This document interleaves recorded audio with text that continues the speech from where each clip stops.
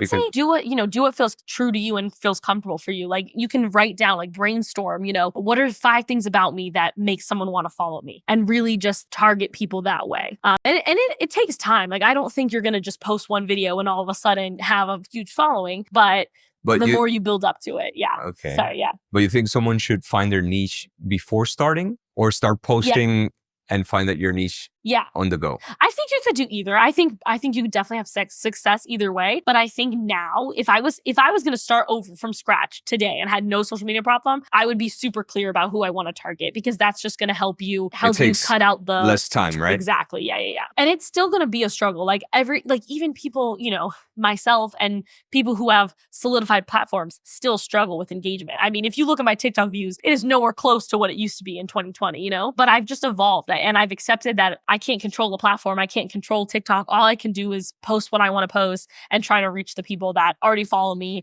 or that need to be following me, Okay. So everyone talks about the algorithm. Yeah. The algorithm on Instagram, TikTok, Yeah. YouTube. How do you beat the algorithm? Yeah. Or what would be your best advice that is not valid only now, but the best thing you can do, even if trends change? Oh my gosh, yeah. I think it goes really hand in hand with the audience, what we're talking about. And for me, the best thing I could have ever done for myself back in 2020, and something I still do now, is really, really focusing on my community. So for me, like I just mentioned, views are going to go up and down. I can't control engagement. I can't control how many people see my stuff. I can do the best I can to help the algorithm show it to my people. But at the end of the day, I'm just a person. The algorithm is a computer, So the most important thing for me is that I have really built a community of people since 2020 now who care about me, who ride for me, who think of me as their friend, and I think of them as my friends. So I think that that's what a lot of new content creators might miss, is they're just trying to get those numbers and go viral.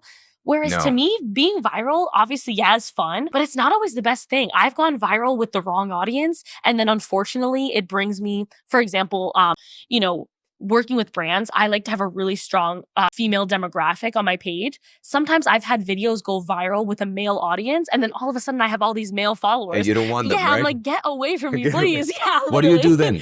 What do you do when you get audience that you don't want? I quite literally remove them. I have an assistant. One of my good friends is my assistant. To remove one of her followers? jobs, is literally to remove. And anytime I have free time, if I'm on a bus or in a Uber or something, I literally sit on my phone and just remove male followers, because it's the only way to do that. Because it harms It harms my demographics ultimately. And then that plays a role into my brand partnerships, because brands want to see that I have a strong female demographic, because obviously most of the brands I work with are targeting the women customers, So I will literally remove the followers. And then also I'm very, very intentional about the content that I post. So in the past, I actually used to post a lot of swimsuit reviews, because I had a couple videos go viral. Actually back in I believe it was 2022, I posted a swimsuit review video, and it went really viral. And actually Teen Vogue interviewed me because they saw my video, and they wanted to interview me about best plus size swimsuits, which was so awesome for me, because I grew up reading Teen Vogue. I thought that was the coolest thing ever. So I was on their website. I wasn't in the magazine, but so because of that,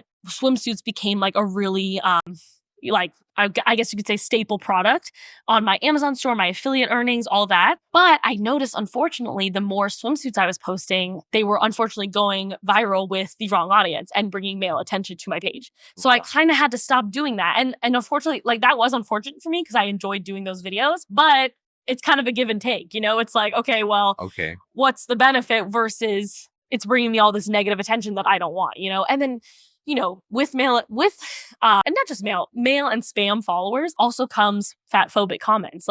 People literally commenting on my video being they're not your community. Not my people. Exactly. Yeah. Not my people. Yeah. So I don't really deal with a lot of hate online, but unfortunately those few, if I do post a swimsuit video or something, people will comment on it, maybe something negative. So I've unfortunately kind of had to move away from that. But it's okay. I evolved so much as a creator. I'm also the type of person that gets pretty bored very easily. So I can't always do the same thing over and over. So you have to be changing. Yeah, exactly. Always changing it up, evolving. And always just evolving. Yeah. You wouldn't think that someone needs to consider before going viral. Yeah. Do you really want to go viral? Right. And who are you going to attract? Exactly. And what are you going to do? Yeah. with the virality. Right. No, going viral can be really scary. Like if it's with the wrong audience, you do not want to go viral. If it's with the right audience, best day of my life. Like literally, I'm the happiest I've ever been. Like last year, I had a video. One of my biggest sponsors is Torrid, the plus size fashion retailer, and I had posted. I've done a bunch of sponsorships with them, but I posted a video that wasn't sponsored by them. It was just like I was at the mall and I saw a really cute outfit at Torrid and I wanted to try it on, and I posted it on TikTok and it went so viral organically, and that was like the best day of my life because it had so many women commenting on it, being like, oh my God, this is so cute. And then the best part was I got to send it to the brand and say, hey, look, this wasn't even sponsored and look how well it performed on my page. Let's renew our partnership. Okay. And then boom, they booked me for the next campaign, you know? So stuff like that is like literally my dream come true. So that's when it's good viral. Other times it could be not so good viral, but that's okay too. So yeah. So now you got me thinking. Yeah. Like, okay, Yeah. all right. Right. So what would be your best advice Mhm. for people wanting to do similar careers Yeah. like you? I If they're would plus say- size, they Mhm. want to be influencers. Yeah.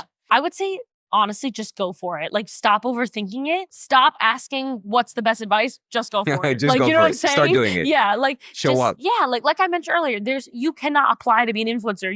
There's no resume you submit. Okay. You just start posting. You just start putting yourself out there and really, really focus on building a community. Like I mentioned prior, because you cannot guarantee likes, comments. You can't guarantee those kind of things. But what you can guarantee is you putting yourself out there and really trying to connect with people. And ultimately, that's what's going to bring you success in the long run. Because even micro influencers who don't have a massive platform can make very good income on social media. Like, you don't have to be the biggest influencer in the world to make an income on social media. Like, And you in just that have case, that community. Yeah. In that case, do Yeah. brands come to you or you have to go to them? Both. For small. Yeah, both. Ah, okay. Yeah, absolutely both. I think anyone who's trying to be an influencer, before you go and get yourself a manager, like someone like me, a talent agent, you need to learn how to pitch yourself and how to be comfortable communicating with brands. And you should absolutely not wait for brands to reach out to you. You need to make your presence known. Yeah, that was, so the talent agency I work for, the influencer that created the agency, her name's Crystal Heredia. And when I first started social media, I learned so much from Crystal. So back in 2020, she was hosting social media courses. Like, she was a